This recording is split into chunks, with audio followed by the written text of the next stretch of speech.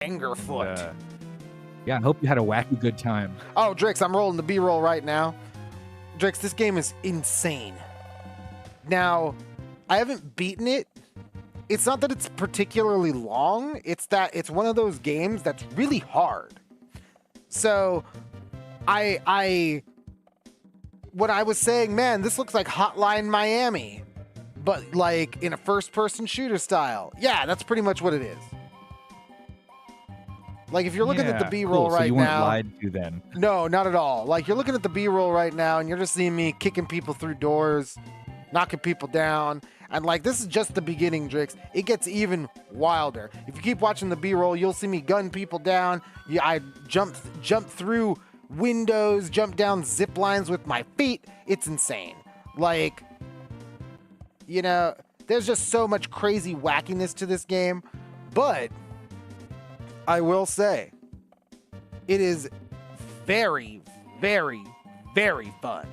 Like, everything happens so fast. You don't have it is like Hotline Miami in that way where you run into a room and then everyone just looks at you and then just starts opening fire or rushing towards you and trying to kill you instantly. And you know what? If you're really not ready for it, you will die right there.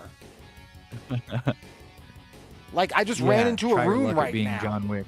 Yeah, no, it totally is John Wick Simulator. I ran into, like in the B-roll, I ran into a room right now and just opened fire and I got blown up because the dude blew me up. And I was like, oh shit. You know what I mean? So you're playing, so the game flow is like, you're running through these crazy frantic levels where shit just goes wild. You have a couple of objectives, like your main objective is always to complete the level. But you also have secondary objectives. You're gonna, let's see, yeah, you're seeing them right there on they just flashed on the screen right now. So you can always retry a level immediately because every time you enter a level, you're given 3 objectives. You only need to complete the level to move on, but your other objectives are like, finish the level without getting hit. Do it in under 50 seconds. Do it with only your feet. Sneaker power, huh? It is. It's sneaker power. You're a psycho sneakerhead. It's insanely fun, and like the music, Drix. I gotta recommend this game to you. It's only $25, bro. This music is insane. It's like that it's like heavy dubstep, but it's like even heavier.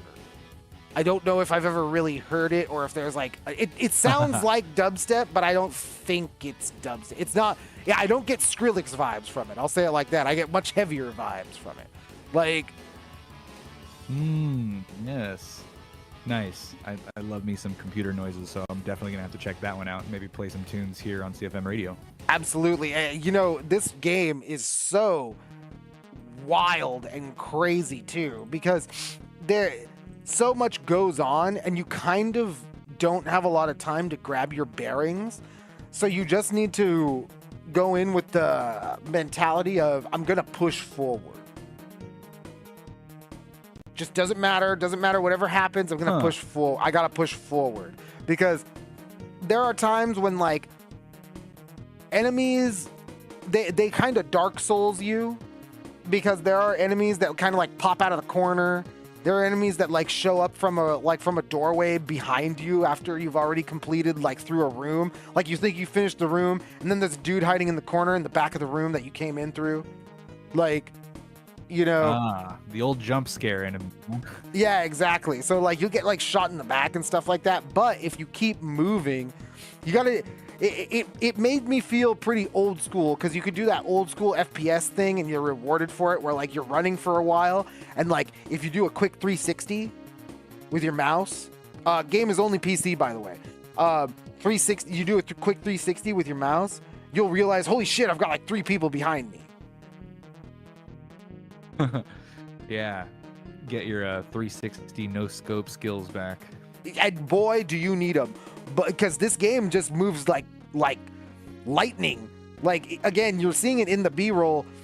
I'm going through this level, and it looks like I kind of know what I'm doing. Drix, I just get blown up right here because that's just how things roll.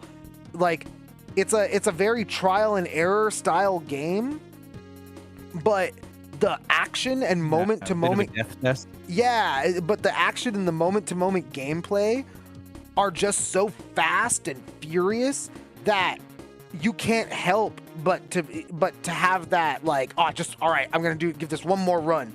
Like, it happens every time. Gonna give it another try, you know, like the skater trying to land the perfect trick. Exactly. Coming back till you get it right. Exactly. Like, I'm gonna give it one more go. I'm gonna give it one more go. All right, I liked that level. I'm going to do it again and do all the mission objectives. Like. Yeah. Only kicks this time. Only kicks, baby. Let's go. I know this level. It's really fun. And I will say that there, if you kind of need a decent PC, because there's so much physics stuff that's going on. And, like, there's so much rapid action and enemy movement off screen that happens that can affect your game state. Yeah. That you're gonna want it to load pretty fast. Yeah, and it does. It will stutter. That's the thing too. It will stutter. Like, if you don't have the computing power, I suppose, it does stutter. Like, you'll see in the B-roll here. Like, there are a couple times where my frame rate dips. And, like, that's not the game, that's my computer. Like, and I'll be clear, I fall pretty much just over the minimum specs. I'm not at recommended, but I'm not at minimum.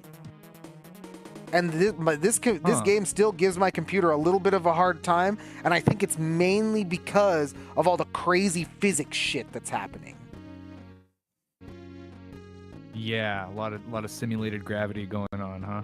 Yeah, because, like, your kick, dude, you kick the guy, and then, like, if you time it, like, you see it in the B-roll, if you line it up right, you can kick a guy into another guy, and kick a door through a room, and it'll hit the other guy on the other side, like, and then while that's happening, all the other dudes in the room are like, holy shit, the door got kicked in, and they're, like, running to you. And, like, if there's a dude in the other room, or, like, if you hit I've done this before, I hit a door with a door, and it opened 2 rooms, and dudes just started flooding in, and I was like, holy shit, like, and, like, the game definitely slowed down a little bit.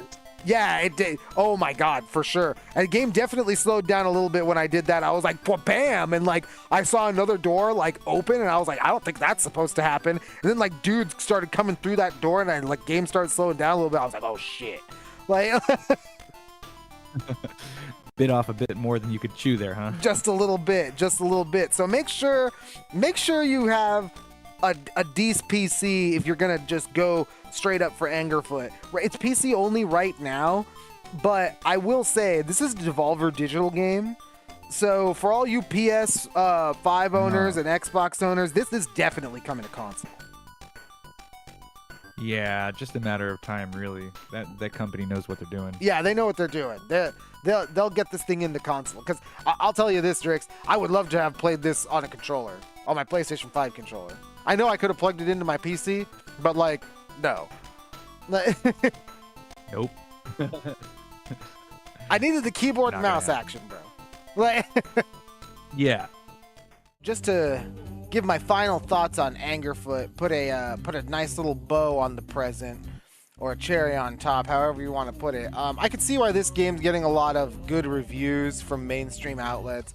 It's definitely it definitely evokes a sort of hardcore aesthetic that and gameplay style that you don't see often in games like this. Especially, it's got a fun gimmick in the foot, you know, the kicking.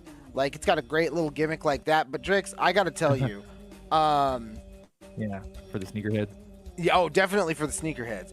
But like I said, Drix, I gotta tell you, this game, it's pretty tough and it gets kind of frantic, and it can be hard to get your bearings in the beginning.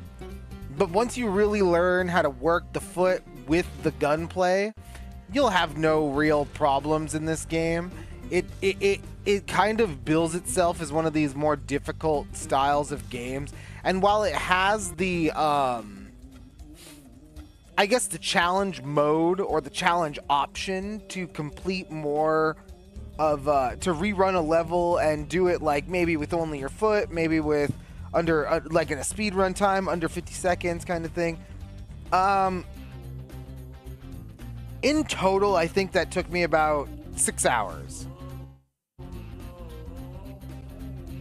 So it's pretty short. I mean, you gotta enjoy it pretty quick when everybody's coming at you, right? Yeah, and that's definitely the feeling that you get, and it's because it's pretty short and it's very frantic. But I think it does it because I'll say it like this. I don't know if I would give this game a 9, but I would definitely give it a solid 7, like 7.5, 8, because even though it's short, it has that slight little bit of replayability in the challenges. But I will say that it's not like this doesn't get old. I took breaks in between game sessions and played other games. I came back to it. At no point did I ever find myself absolutely glued to the screen and like find myself wasting like 6-7 hours on this game, right? You know what I mean? Like totally like engrossed in it. That never happened to me. Yeah, that'd be the total run, right? Yeah, and you're right. It would be the total runtime. And I never felt compelled to finish the game in one sitting. So, and it wasn't because it was like, oh, that's so frustrating. Oh, you know, it's really hard. It's that it's one of those games where you're gonna play it, and it's gonna come at you fast. And by the end of your first like 2-hour play session, maybe you'll have gone only through like 3 or 4 levels because they're that brutal, and you're just gonna feel gassed. You're gonna feel kind of like, whoa, I gotta take a break, like, because you gotta think really quick. I guess the pun would be you gotta think on your feet all the time. Yes, think on those sneakers and react quickly to whatever's coming at you in those rooms when you kick down the door. And like I was saying last week, Drix, the way you could kick down the door is great. The interactivity of the levels is great. The level design itself, I found that towards the end of the game began to feel a little archaic, as weird as it might sound. I didn't feel as though the game was pushing itself in the level design department. It felt kind of like I was playing an old school Doom clone style game by the end, where I was wandering through these halls and kind of getting lost, and then hitting a dead end and retracing my steps, and then running back through it. And then I was like, oh, this is why it wants me to redo the level in 50 seconds, right? Because like you could get lost and there's clearly a correct way to do it. So like I would say about by the time you're in like the 4-hour mark, the illusion gets broken. At 4-hour total in-game time, right? The illusion gets broken and you're like, damn, that's there's clearly a right way and a wrong way to do literally everything in this game. And if I'm doing it the wrong way, then I just kind of either need to accept it and muscle my way through, or just get killed and restart and figure it out.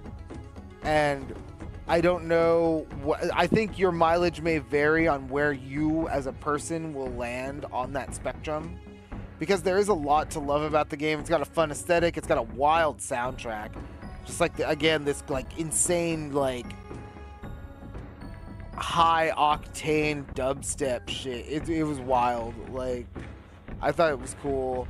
But yeah, this is one of those games where like you step away from the PC after like intensely beating like 2 levels and you're like, damn, it's only been 45 minutes, but holy shit, I'm in this game. In fact, I gotta go get a drink of water. You know what I mean? Like,